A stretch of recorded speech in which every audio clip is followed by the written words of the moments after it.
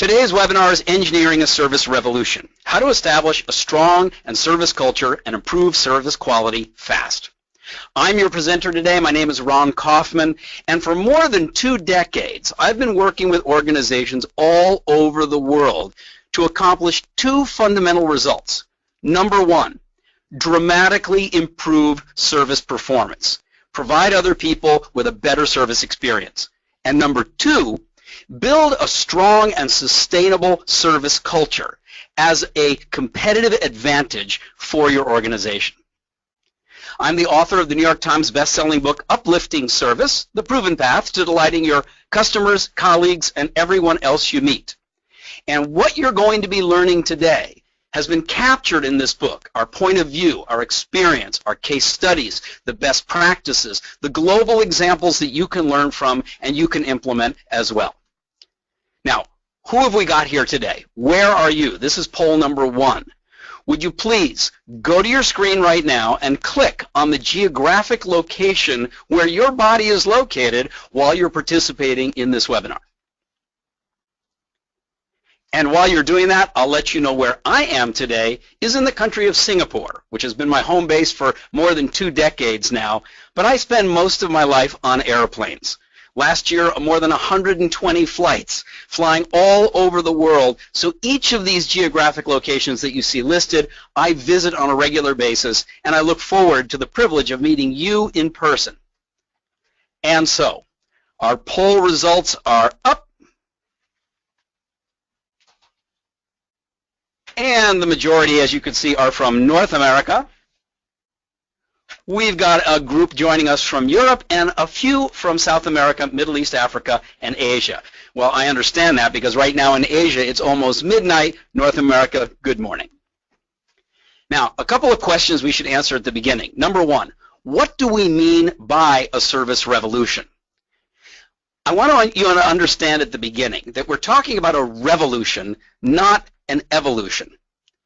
A service excellence revolution is not needed by companies like Singapore Airlines because from day 1, they have had committing to an excellent service experience built into their DNA. They've been working on it from the first flight to the first city, and it's has formed the core of their outstanding service reputation. I've worked with them over the course of 20 years, and I know how they do it, and I know that they don't really need a service revolution. What they do need is continuous service evolution. We can talk about that on another webinar. This is not what somebody like Zappos needs. When Tony Hsieh created that legendary company, which they say is powered by service, they were already committed to having a service experience in the DNA of the company. And if you ever go out to Las Vegas and get a chance to visit their headquarters, you'll see that the culture of that organization, they say business in the front, party in the back, is totally committed to wowing people with outstanding service. They don't need a revolution. Their whole company was built on a revolution. A service revolution is not needed at organizations like the Shangri-La Hotels or the Ritz-Carlton. That's what their brands are all about. And it's certainly not needed at a place like Disney, which for so many years has been delivering an excellent service experience and has built their commercial reputation based upon that service. So we're not talking about companies that are already known for service. We're talking about companies that need a revolution in their culture. Service is already in the DNA of those other companies. They need evolution, not revolution. Today, we're talking about revolution. Number 2, what do we mean by revolution? The leadership of the organization wants to achieve a dramatic improvement in service to external customers, and they want to do it fast. And there's usually a strong commercial driver behind this. For example, the mobile market share for one of the largest telecommunications companies in the Philippines. We started working with them in 2010. Bang! Look at that kind of result. That's not a gradual evolutionary improvement. That's a revolutionary result. Or this company that I'll be telling you about during the webinar used to be called Naiad Results, and they were almost out of business. You can see what their financial results were looking at year over year, but look at the turnaround, and look at how quickly that occurred. This is what we mean by achieving an actual revolution. Or you might have a situation like Marina Bay Sands did in Singapore, where they opened the resort and the TripAdvisor scores were sort of flatlined, a little bit below the rest of the industry, and they needed to turn that around fast. Look how quickly, over just 4 months, and how dramatically that green line escalated in TripAdvisor. That's what we mean by a revolution. Or here, where you've got a national airline that was struggling, and I'll tell you their story as well. For every compliment, they were getting a complaint. So this really was not what they wanted. They wanted to produce this, and did it successfully in less than 24 months through a service revolution. So what do we mean? The leadership of the organization wants dramatic improvement and wants to do it fast. Number 3, leadership understands that service will have to improve inside the organization, between divisions, departments, functions, geographies, as well as to external customers. Now, we all know that when you get to a large organization, it's easy to get siloed. And what do we mean by that? You've got the customer-facing divisions and departments, but those are often just a minority of the total number of people in the organization. You've also got IT and HR and manufacturing and logistics and security and administration and all of the service that's required inside the organization. In a revolutionary situation, leadership wants to see that service improve as well, because they realize that service on the inside will also be reflected by quality of service on the outside. And finally, the 4th point when we talk about a service revolution is that we're talking something big. Usually it's an organization of at least 1,000 people. Why is that? The word revolution isn't used for small incremental improvements. The American Revolution was dramatic. It created a new country. The French Revolution overturned the monarchy and created a democratic republic. The Russian Revolution transformed the history of Eastern Europe. And then when the Berlin Wall came down, you had another revolution. The Communist Revolution in China dramatically changed the history of the country, and then it changed again during the Capitalist Revolution. All of us, by the way, are involved in something of this scale. When was the last time you hand wrote a letter, put it in an envelope, and stuck a stamp on the outside? And why have you not done that? Because all of us are involved in a global digital revolution, a dramatic change in practices. So when we talk about a service revolution, it's not for an organization that's got service in its DNA. It is where leadership needs fast improvements in service. It's for internal as well as external, and we're talking something big. Next question. Why do organizations struggle to achieve a successful service revolution? Well, guess what? It's not for lack of understanding about the value or importance of service. Everybody knows that service is what creates customer satisfaction, brings customers back, causes people to recommend you to colleagues or friends, gets you the compliments. People know that delivering an outstanding service experience will increase your market share or your share of wallet or your shareholder value. So it's not for not understanding why service is important. It's not for lack of understanding either about what to do. For example, let's say you want to live a really healthy life. Then you know already that you need to eat healthy. You know that smoking really should not be a part of your lifestyle. You know you got to tone down the stress. You know you've got to get out there and work up a sweat, and you know you need to get a good night's sleep. So it's not for lack of understanding what to do. The problem is in the common sense that people have about how to actually do it.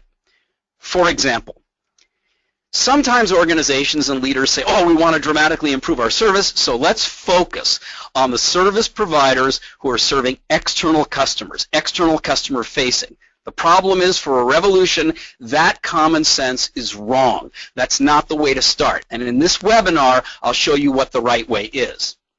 Or number 2, people, common sense, think that focus on skills. Write out the scripts, reinforce the standards, make sure everybody follows procedures, and that will give you outstanding service. But it won't. When you need a service revolution, that common sense is wrong.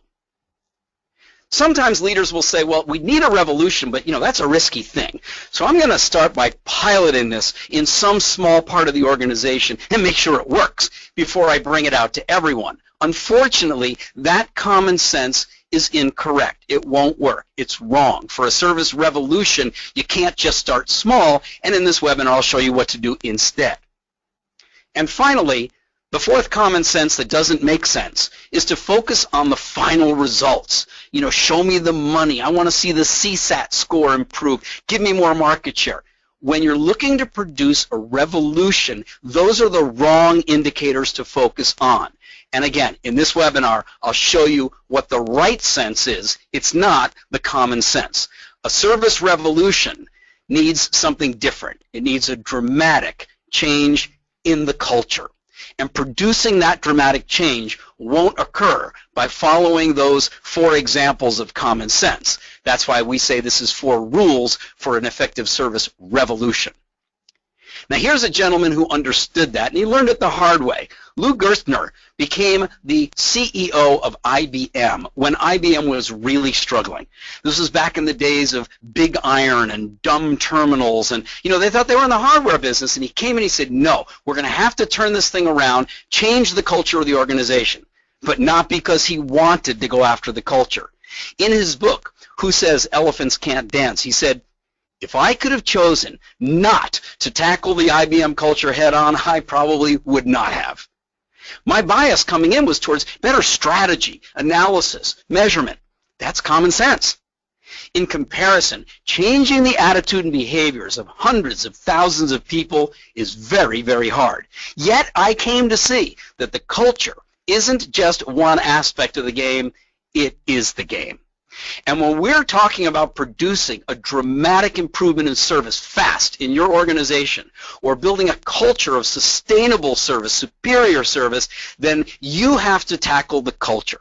And many organizations have what we call a confused service culture, where if you ask the employees, people on the front line, down in the organization, what's important, you'll hear service sometimes, but lots of time you'll hear sales, or cut costs, or increase productivity, or efficiency, or be lean. And we're saying no. If you want to produce a service revolution, you've got to get everybody aligned to understand what it means to serve other people well, how to implement that, and you've got to do it quickly. You've got to produce what we call an aligned service culture. How you do that, what the fundamental architecture is to engineer the development of a culture, is what you will find in the book Uplifting Service. And that architecture, the engineering, involves 3 major components. First, a foundation of teaching people about service, what most of us never learned in school. Second, providing shelter for the culture of the organization, giving it the protection it needs through the right behaviors of service leaders. And the third major component we call the 12 building blocks of service culture. You can see what they are here. And in the book, you'll find chapters about each and every one of these components. Now, knowing what the architecture looks like is one big part of it, but the other is, how do you actually implement this? How do you make this occur? And as you can see at the bottom, it says in 12, that's just 12 months. Within 1 year, how do you produce a dramatic service revolution? Well, ladies and gentlemen, here are the 4 rules for engineering a successful service revolution. Rule number 1. Do not start with your customer-facing employees. Instead, involve everyone with a special focus on your internal service providers. Now, in every industry, there are people who will face the customer. These are your customer service people, your sales people, and it may be over the counter. Could be over the phone, could be over the web in writing, but you will have some people who touch and serve the external customer. Behind those folks are going to be a lot more people who are absolutely necessary, who provide the internal service so that the external facing people in your organization can provide the external service. Now let me give you an example of this. This is a telecommunications company, works B2B and B2C. They have external customers. That's the pink box. Inside the organization are the business stakeholders, and that's a direct service relationship. You can see the red arrow.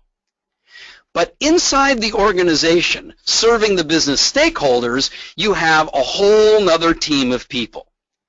And supporting those people, also inside the organization, is a whole nother group of highly skilled professional people. And the way those 2 internal groups work together has got to be like one. So there's an enormous amount of internal service going on here supporting those who are giving external service. And even that's not all, Because in a company like this, there are going to be external service providers, outsourced partners, who also provide service. So where is the need for service improvement? Is it only here, facing and touching the external customer, or is there also service here? And then also service here? And isn't it also a service relationship here? And even vertically within the organization, you've got people serving each other, and then some of those people who are purely inside during an implementation, they're also going to be touching those who serve people on the outside. So where is the need for service improvement? Is it in this green circle, or is it really in this green circle? And that first rule for a service revolution is you've got to focus on everyone, not just the external service providers. For example, in this organization, they created what they call huddles, cross-functional team meetings, where people came together across department and divisional lines to solve service problems, to give the external service providers better internal service so that you could get this kind of result. And here in the lower left-hand corner, you can see the rapid escalation and improvement of customer satisfaction scores, trouncing the competition and doing it just within a short, limited period of time. That's what we mean by a revolution. Here's another example. A national airline, Air Mauritius, that was really struggling. They'd lost a lot of money. They were rated as a 3-star airline, and there's more than 150 3-star airlines in the world, so that's nothing special. And they wanted to turn this thing around. They wanted to do it fast. They had an objective. The new CEO came in and he said, I want to hit 4-star, and I want to get to profitability, and I want to do it in 24 months. So what did they do? They went very quickly and reached 2,500 people in a short period of time, giving them fundamental service education and generating ideas and feedback. But it wasn't just the cabin crew. It wasn't just the sales staff. It wasn't only people who work at the airport checking you in and making sure your bags arrive. It was everybody in the organization. So immediately after everyone was educated on improving service, then they went into cross-functional teams to come up with projects, to identify scoping, to put those things to work. And the results were dramatic. Within the 24 months, they achieved 4-star status.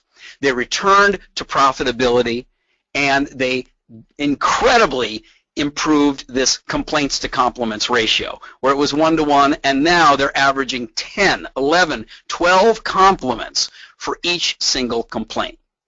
This is the former CEO who's now moved on to another airline to produce a similar kind of revolution, and the Executive Vice President of Customer Experience, and of course they're smiling because they created that revolution quickly.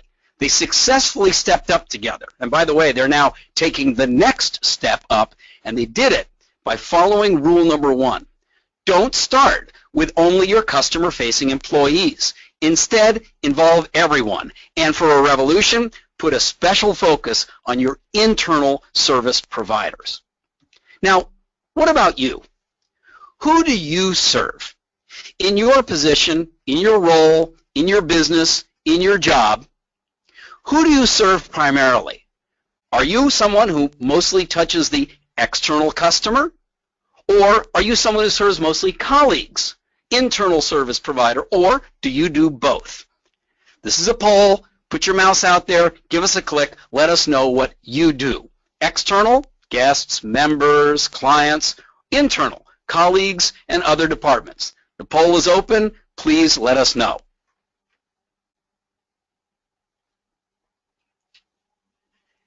And here wow. Now this is interesting. Notice that the minority, exactly in alignment with our rule, serve only external customers. The next largest group serves primarily internal, but the vast majority of you serve both. So you recognize that only focusing on service improvement to external customers, that's not going to be enough to produce a cultural revolution for superior service. Rule number 1, don't start with customer-facing employees. Instead, involve everyone with a special focus on internal service providers. Rule number 2, don't start by training people on specific service skills or scripts and procedures. Don't start there. Instead, educate them first to a better understanding of what service excellence really means. Now that's intriguing. What does service excellence really mean? At Up Your Service, we recognize that very few people actually have a good, solid working definition for service. Profit, they can tell you how to calculate it. Speed, everybody can figure out how to measure it. Costs, you can put it on a spreadsheet.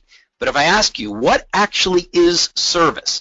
Unfortunately, a lot of people have very weak answers to that question. And even weaker still when I say, what is service excellence? They'll say things like, make people happy, or make them very happy, or let them smile, or serve other people the way you want to be served, or the customer is always right. Well, all of that common sense is actually not solid grounding for producing a service excellent culture. We need a better definition.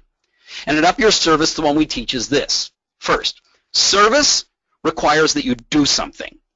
Service is not the result. It is the taking action to do something for another person. And that something that you do has got to have a fundamental purpose. To provide somebody else with what they need, what they want, what they appreciate, what they desire, what they will benefit from. The way we say it is, service is taking action to create value for someone else. Now, this fundamental definition of service is not the same as teaching people scripts and standards and procedures. Let me show you why it's so important. We teach the 6 levels of service. And we say that down at the bottom is criminal, where you violate a legitimate minimum expectation. It's lousy. Basic service, where you just do the bare minimum. It's slow. It's incomplete. It's late. Expected service, industry standard, average, normal. Desired service, when you serve somebody else the way they like it, the way they prefer.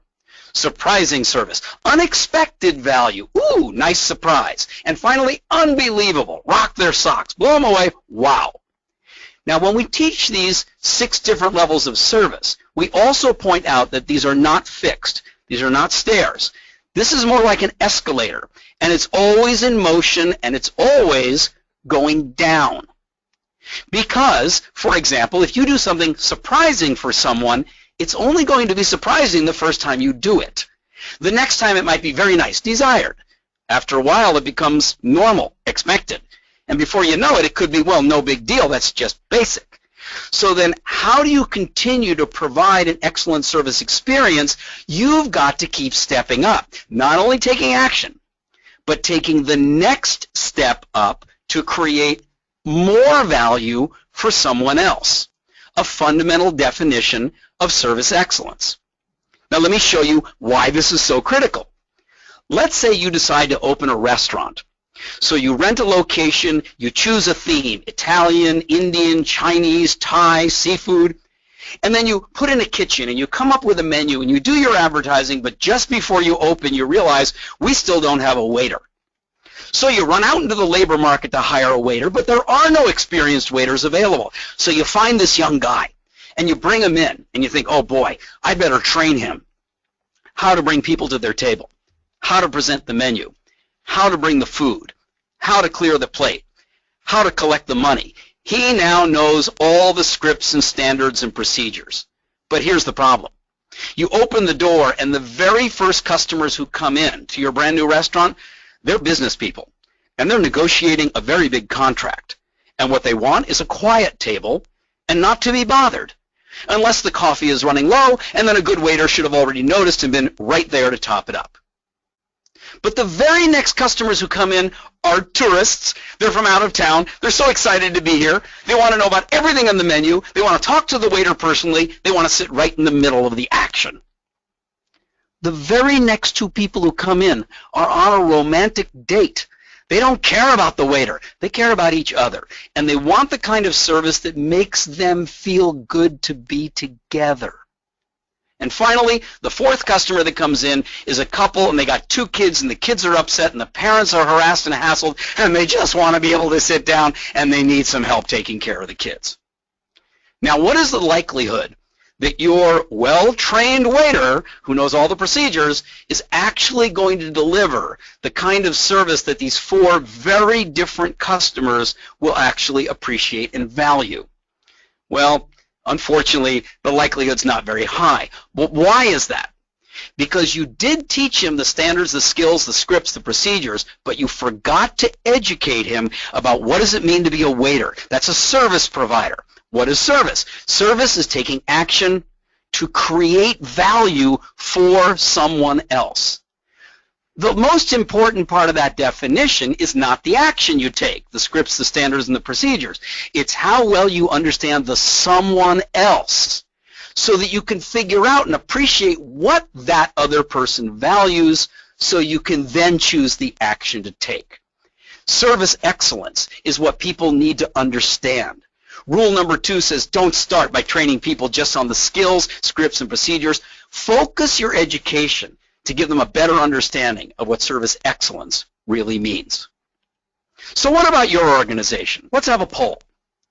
How many people in your organization truly understand and deliver excellence in service? A, everybody gets it and we give it. B, the majority around here get it and they deliver. C, well, about half and half. Depends on who you get. D, it's hard to find people who always deliver great service where I work. And E, are you kidding? Nobody gets it around here. Go to the screen, use your mouse, click on the poll. How many people in your organization today truly understand and deliver service excellence?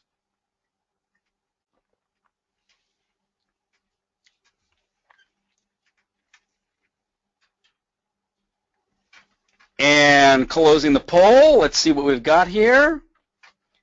Coming up on the screen. Whoa, very small number, everybody gets it. You've got starting to show up the majority believe.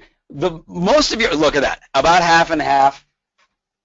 And oh dear, it's hard to find people. Now, the good news is if you're on this webinar, you're probably not in an organization where you answered E. Are you kidding? Nobody gets it around here. But look at the number of people who are saying it's about half and half, or it's hard to find people who always deliver great service. That's why rule number 2, don't start by training more on skills, scripts, and procedures. Educate people. What does it mean to be in service? And what does it mean to keep stepping up to create more value? That is service excellence. Rule number 3, don't pilot the change. Go big. Go fast. You've got to build momentum when you're committed to creating a revolution in service and producing a real service culture. For example, this is a resort organization that used to be called NIAD. And as you can see from their financials, they were deeply, deeply struggling. This property group has hotels and resorts in a number of different countries. One of them is sort of their home base of Mauritius. And as you can see here, they were advertising the beach and the pool and the green and the sea. But of course, every resort can advertise the beach and the pool and the green and the sea. And their financial results were so difficult coming out of the global financial crisis. I mean, this is a picture they used to actually indicate where they were at. But look what they did. They dove in and created a rapid revolution. They changed the name of the company from Naiad Deluxe Resorts. They created a completely different focus, not the beach, not the pool, not the green, not the sky, but the people and the experience that people would have when they came to the resort. And they launched a gorgeous service vision called We, the people of Lux Resorts, we make each moment matter. Well, they not only had the vision and the brand, but they committed to this going big, going fast, not just piloting the change. Look at how quickly they rolled out this service education to every single person in the organization. In fact, look at this fascinating correlation between number of training hours and actual turnover or revenue consolidated across their hotels. You've got a direct correlation here. The more you invest in actually training your people and educating them, in giving them a better understanding and insight about service, look what happened to the revenue going right along with it. Up to now 80 hours per person. The TripAdvisor results for this resort chain are dramatic.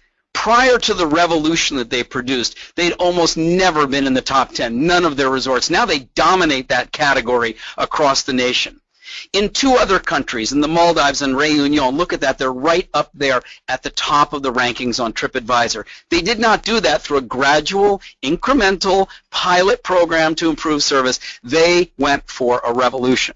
And of course, the financial results also followed. This is where they were, and this is where they are, producing even today some of the best financial results that even they could have predicted, all based on following this rule and the other rules of building a revolution in service. Rule number 3, don't pilot.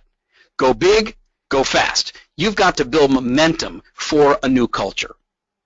So what about in your organization? How do big changes occur where you work? When it's time for the organization to do something really dramatic, launch something new, turn a sharp corner, be dramatically better than before, how do you do it in your organization? Do you get it done fast and effective? Do things change more at, sort of a steady, predictable pace? That's what we do. We implement, things improve. Are you an organization where change happens very slowly? Or would you even say that big changes don't happen around here? And I can tell you, if your answer is D, then you may not be around here very long in today's global world where things are changing so fast. The question on this poll is, how fast do big changes occur in your organization? Take your mouse, give us a click, let us see your opinion.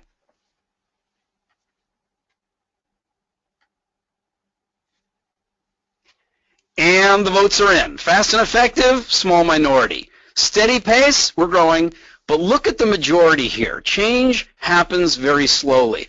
And folks, I think you're probably on this webinar partly because of that word revolution.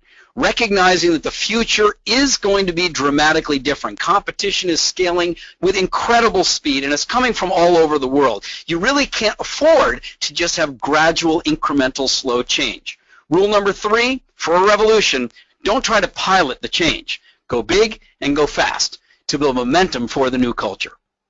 And finally, rule number 4, do not focus on traditional key performance indicators during a revolution. Now, the traditional KPIs would be things like increase in customer satisfaction, net promoter score, boost in sales, greater profitability. We're not saying those are not important indicators, but during a revolution, you need to focus on the leading revolutionary indicators of value-adding ideas and implementation of those ideas, new service actions. So what are we really saying here? We're talking about what should you measure? Which needle do you want to move? How will you know if this commitment to a better culture of service is actually working? Well, if you're in business, many senior people are going to say, show me the money. I want the ultimate objectives. I want more top-line revenue, bottom-line profit, bigger share of market, bigger wallet share. Nothing wrong with that.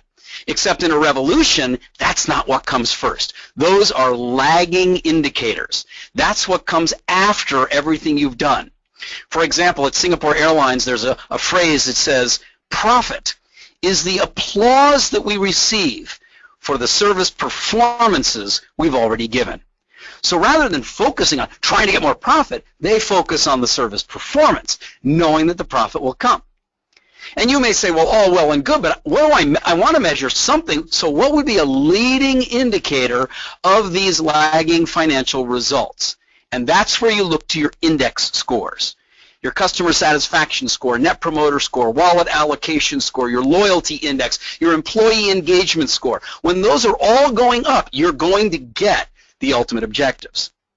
The only problem with focusing on those index scores is that those are things that you do from time to time. Those are reports that get generated on a periodic basis. It's not necessarily where your finger can be on the pulse of what's happening right now, today. So what's the leading indicator today, now, that will let you know you're going to get better scores? That would be compliments. That would be positive comments. That would be when people make the effort to let you know that they're delighted with what you have done for them. Which leads us to the final step. What's the necessary precursor? What's the leading necessity in order to get that compliment, in order to get that 5-star rating, in order to get that internal wow? You've got to come up with some new idea that will actually produce more value, unexpected value, surprising value, even unbelievable value, and you can't just have the idea. You've got to actually put it into action. The problem is that senior leaders in big organizations tend to spend a lot of time focusing on the top ultimate objectives. That's what they talk about, it's what they think about, it's how they're measured. The problem with that is, where can the hundreds or thousands of people in a large organization actually make a difference every day? It's not with those lagging indicators, it's with the revolutionary leading indicators. How many new service ideas are we coming up with? And how many are we putting into action? For example, NIIT Technologies is based in India, and they wanted to produce a revolution in their culture based on new ideas, more value. So they created an internal program called Ignite. And the first stage of the program was, how many new ideas can we come up with? In the short period of just a few months, more than 2,000. Now, ideas is not enough. You've got to put them into action. So the second stage of their Ignite contest was number of ideas implemented. And of course, the number dropped dramatically as people started sifting through those 2,000 ideas and deciding which ones were actually worth putting into action. And then the third stage of the contest was value produced for customers. So they started by focusing on creating many new ideas. Second step, putting those into action. And only then in the third stage, 9, 12 months into the program, hey, what was the value ultimately produced for customers? They focused on the leading indicator. Here's another organization, Lux, that I told you about, and how they ran their innovation contest. 2013, totally focusing on increasing the loyalty of guests. What can we do to make our vision, we make each moment matter, actually come alive? Take a look here at the ratings of this other resort within the group called Tamasa. They used to be never even in the top 40. Now they're ranked as number 7. What's an example of the idea they came up with? They went back into the history of customer complaints and started digging out complaints from customers that were 5 years old. Then reaching out personally to each of those people who had come to the resort from all over the world and saying, hey, we remember what happened. We felt so bad about it. We've made major revolutionary changes. We would love the privilege and the opportunity of welcoming you back, caring for you, letting you know how much we really genuinely appreciate you, and letting you see how much we've genuinely changed. What an idea. They put that idea into action. Customers started coming back, and take a look at the results that they produced in their TripAdvisor score, from below 40 to in the top 10. The second stage of that innovation contest, new ideas, not to increase the loyalty of guests, but to increase the loyalty of team members. Because as that new brand came out and these amazing service results were created, all of the other resort properties wanted to hire away these wonderful service providers at Lux. So they created another innovation contest, new ideas, new actions. But let's do it this time to keep the best people with us working at the resort. And then finally, in 2015, they're doing right now, innovate to increase revenues. And you know what? It's working. This chart shows what's called RevPAR, revenue per available room, which means you're actually making more money for each person that comes to the resort. How do they do that? They didn't focus on getting the money. They focused on the leading indicators of coming up with more new, better service ideas and putting the best of those ideas into action. What about where you work? What does your company currently measure? What is the indicator that your organization uses to see whether or not your service is a success, or whether or not your service is improving, or whether or not your culture of service is strong and getting stronger? Take your mouse right now and let us know. What does your company measure today? What do they track? Complaints? Compliments? Are you a Net Promoter Score company asking that ultimate question? Would you recommend us to a colleague or a friend? Do you measure share of wallet, or what can be called the wallet allocation score? In other words, do people bring more of their spend to you or to your competition? And then D, do you actually track the number of new service ideas generated by your people, and do you track the number of those ideas that are put into action? Let's take a look at our poll results.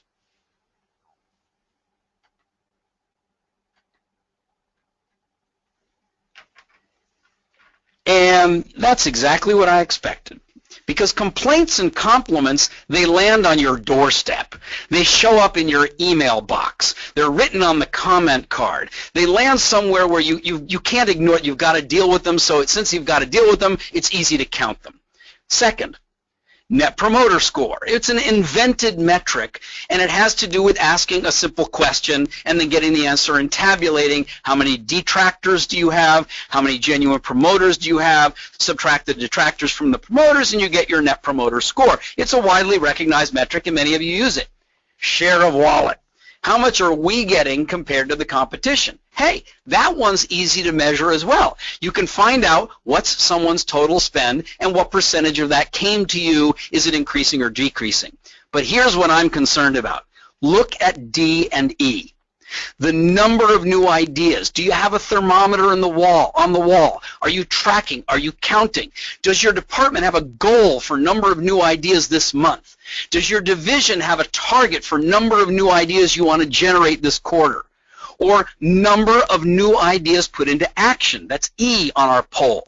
Do you actually track the number of those that you're putting into action? And the vast majority in both D and E say no. That's a problem, because the fourth rule is that you should be tracking those revolution indicators. So let's do a quick review. Rule number one, don't start with customer-facing employees. Instead, involve everyone.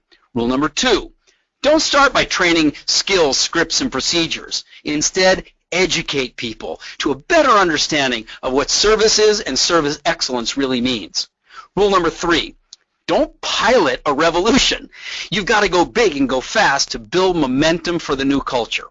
And rule number four, don't focus on those traditional KPIs during the revolutionary phase. Focus on the revolution indicators, value-adding ideas and new actions. Once your revolution is succeeding, by all means bring attention back to those traditional KPIs, but not when you're driving a revolution. Now, Up Your Service works with clients all over the world, in different industries all over the world, and in 14 different languages all over the world, helping leaders and organizations to produce these kinds of revolutionary results. We've been doing it for so long, we know what the architecture looks like. We understand what it is you need to actually do to engineer the development of a culture, and we can help your organization do that successfully over a very short period of time with an implementation roadmap that's built on best practices, case studies, many successful examples from all over the world. This webinar has been named Engineering a Service Revolution, and we chose those words very carefully. Sometimes people, when they hear the word service, they think it's the soft stuff. When they hear service culture, they say, oh, that's airy-fairy, it's fluffy. We're saying by no means. If you want service to be your sustainable competitive advantage, then you should look at it like you're engineering a project. And if you're in a situation where you need a dramatic change quickly, you need to engineer a service revolution. It is possible to establish a strong service culture and to improve service quality fast, but you got to know the rules. And today in the webinar, it's been a pleasure to share 4 of those fundamental rules for success with you.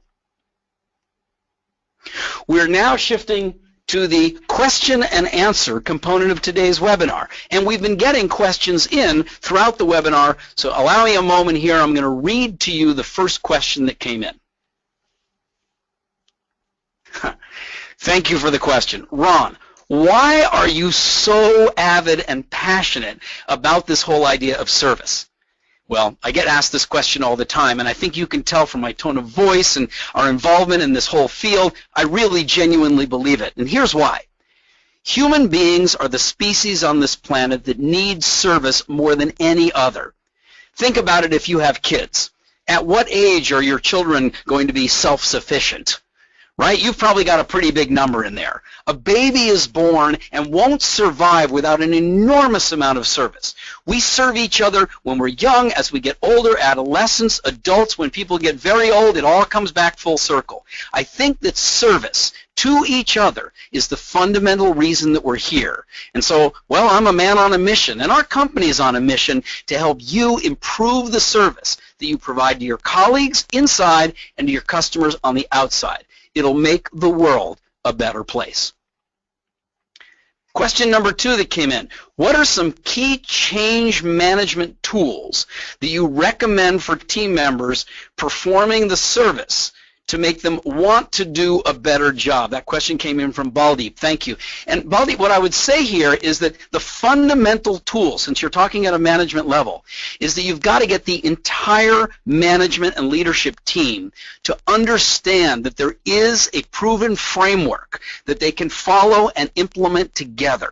If you don't show a management team that there's a model, there's a methodology, there's a proven path that they can follow together, then what happens is many people will understand that there's a problem, but they'll all have different ideas about how to go tackling that problem.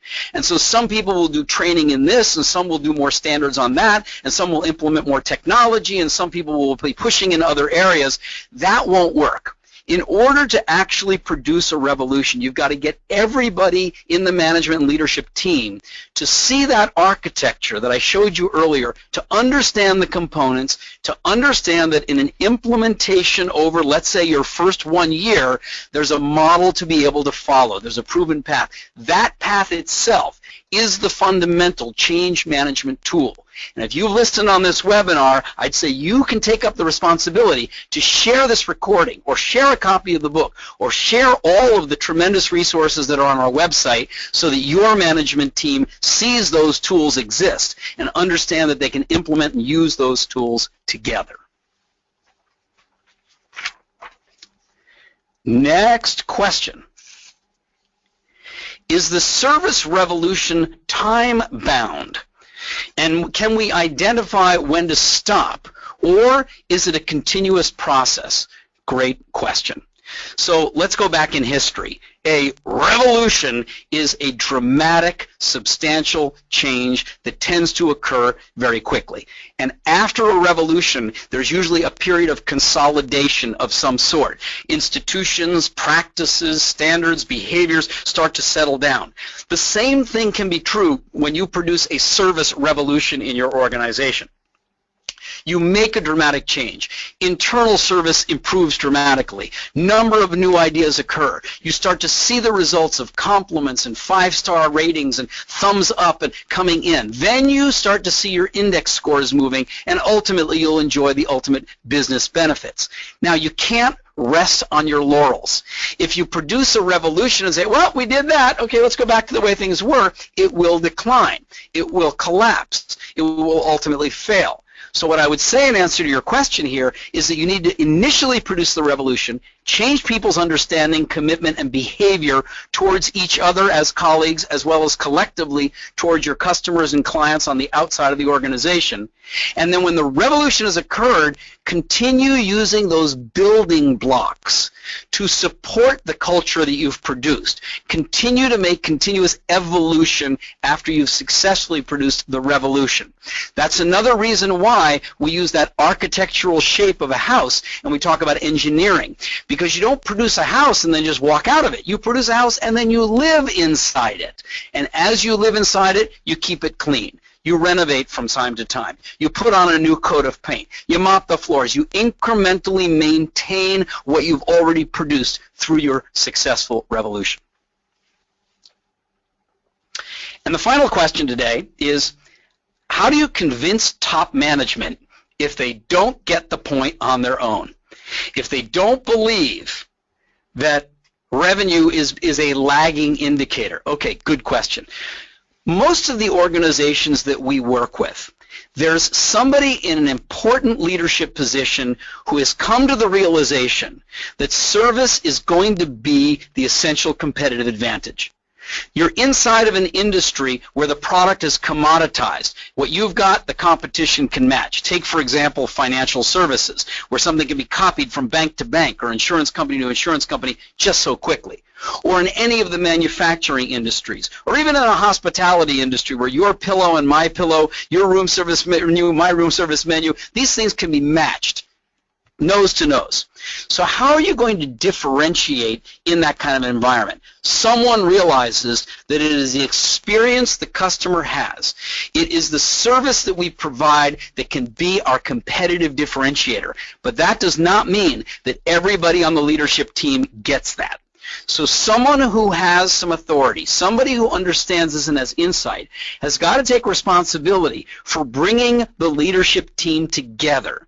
And then during that period of time together, usually it takes us one full day to get the leadership team together in what we call a service leadership workshop. And what we're doing in that workshop is the answer to your question, showing them examples, showing case studies, showing practical, successful results that have been achieved by other leaders and other leadership teams in other organizations, sometimes in the same industry, sometimes across other industries, sometimes in the same geography, sometimes in other parts of the world, so that people who have risen up to the point of leadership within an organization can see that they're not alone.